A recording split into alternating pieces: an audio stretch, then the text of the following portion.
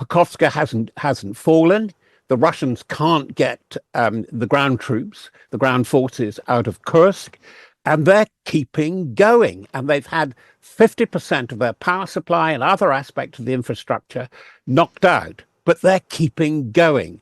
And I think this has taken everybody by surprise. And this is why I think we're seeing Putin going probably a little bit wild. President Volodymyr Zelensky and the new NATO General Secretary Mark Rutte have both visited the Prime Minister in Downing Street this morning. They've been discussing Ukraine's plan to defeat Russia and also discussing Western support for Kyiv.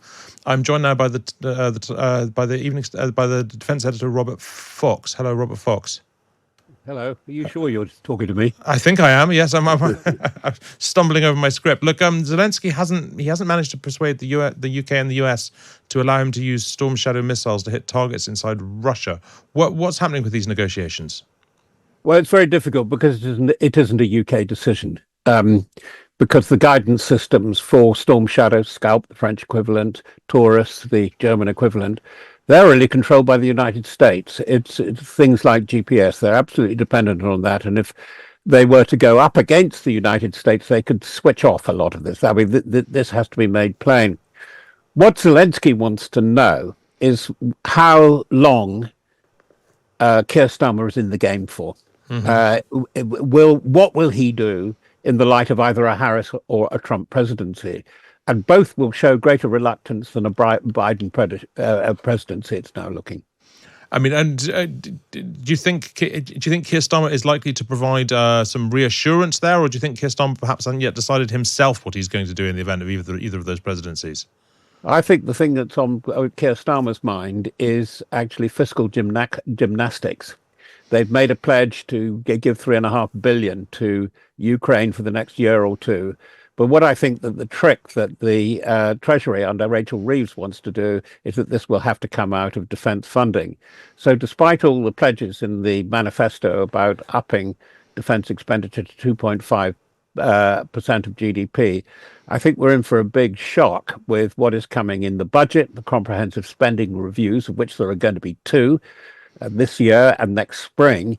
And I think they're going to say these are hard times and we've got to cut our cloth. And I think that's going to be very, very difficult. And I think there's going to be quite a controversial strategic defence review.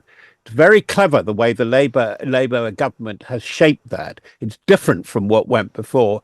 But I think they could be heading for a political train crash, as happened with the Australian defence review last year and this.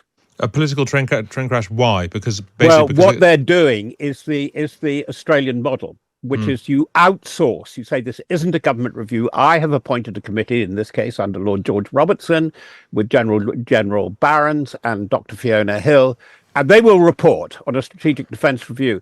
That's a sort of third-party foreign theft insurance policy, because your get out is, oh, this is an independent review. We quite like some of it. We don't like other aspects of it. We'll cherry pick these bits, or we can reject it at all. And that was the row about the Australian defence review, because they're faced with above inflation defence costs too.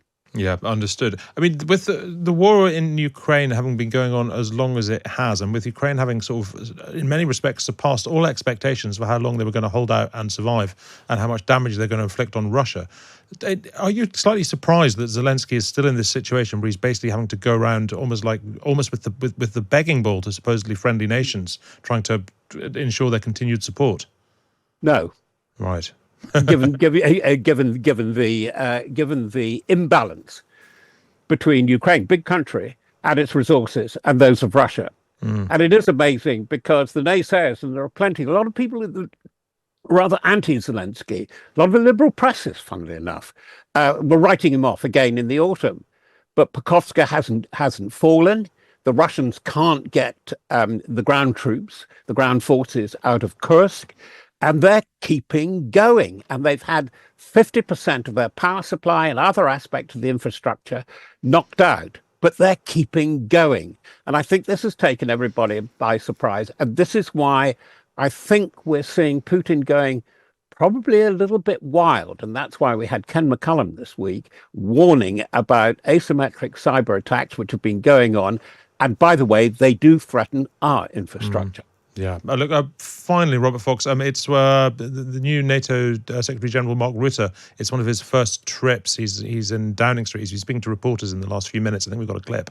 In an uncertain world, it is vital that we test our defense and that we strengthen our defense so that our adversaries know that NATO is ready and is able to respond to any threat.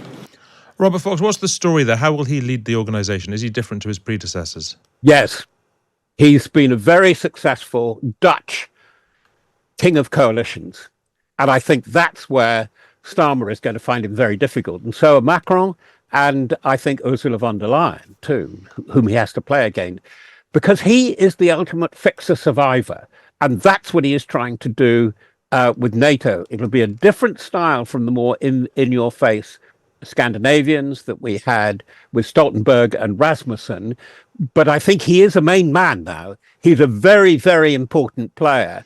And he is determined to hold this alliance together. And he will be led by the East Europeans, who seem to have a clearer vision, and including his own country, which has doubled its defense budget in 2 years. Hey, are you reading that, Sir Keir Starmer? They know that something is up and something needs to be done now. And I think that Rutte is going to be quite a tough proposition. Thank you very much indeed, Robert Fox. Robert is the Evening Standard's defence editor. Finally, we've been speaking to Boris Johnson on Times Radio. He says he believes that when Donald Trump says there had been no president in 22, that had he been president in 2022, there would have been no Russian invasion of Ukraine. Boris Johnson says that is credible. Donald Trump has been or was in touch with Vladimir Putin. So do you think that's credible? That's an interesting thought. Possibly. It's hard to see what the West could have done. We had the intelligence, we had the invasion plan. Unlikely, I think, that Trump would have committed troops into Ukraine in order to create the deterrence or an accelerated promise of NATO membership.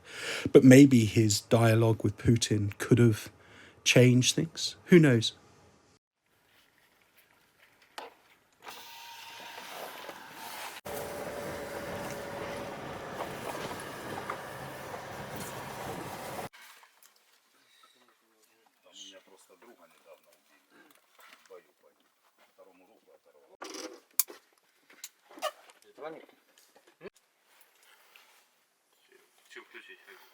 Привет, я тебя побачив.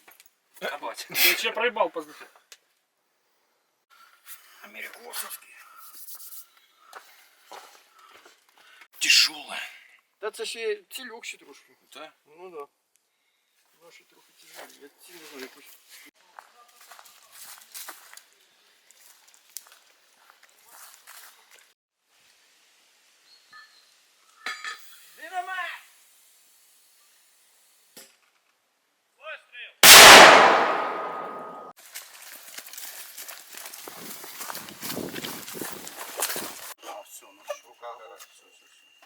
Сахара. Одну. Все.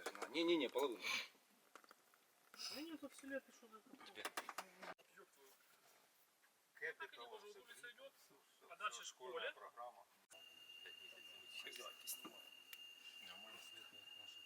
Ты так, 20 просто цена полетала. Готов? Ну, вообще ушло, наводка ушла, и вот ноги пришли. На поле просто, в принципе, все равно. Руки, он начинает нормально разговаривать. Представляешь, действие? Андрюха, есть команда, робимо, нема команди.